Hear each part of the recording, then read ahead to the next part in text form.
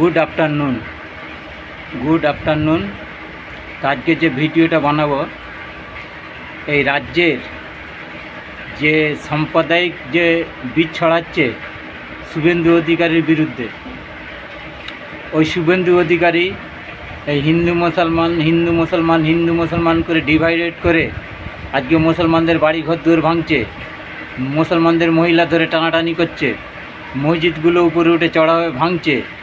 এই যত কীর্তি হচ্ছে শুভেন্দু অধিকার ওর বিরুদ্ধে সমস্ত বিশ্বের যত আন্তর্জাতিক বড় বড় মুসলিম নেতারা আছে আন্তর্জাতিক আদালতে ওর বিরুদ্ধে মামলা করা হোক, ওকে জিরা করা হোক যে এই ধর্ম নিয়ে কেন রাজনীতি হচ্ছে, আজকে মুসলমানদের প্রতি কেন অত্যাচার হচ্ছে।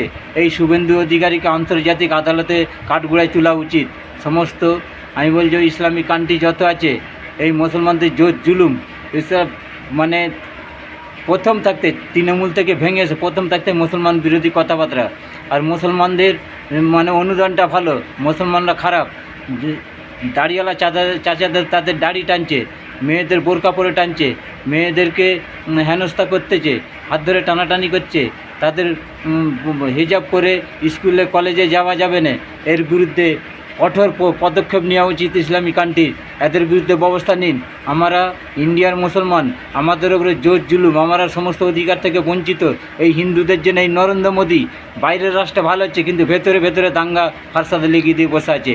এই ভিডিওটা সর্বোচ্চ শেয়ার, ধন্যবাদ। আন্তর্জাতিক আদালত সারা পৃথিবীভাবে ছড়িয়ে দিন, একদম ভিডিওটা ভাইরাল করে দিন। এই শুভেন্দু অধিকারকে কাঠগড়ায় তোলা হোক। আমি মনে করি খালি ধর্ম নিয়ে কথাবার্তা আর ধর্ম নিয়ে বিষ ছড়িয়েছে শুভেন্দু অধিকারী। ধন্যবাদ। ওনাকে ইমিডিয়েটলি আন্তর্জাতিক আদালতে আইনত ব্যবস্থা নেওয়া হোক। ধন্যবাদ।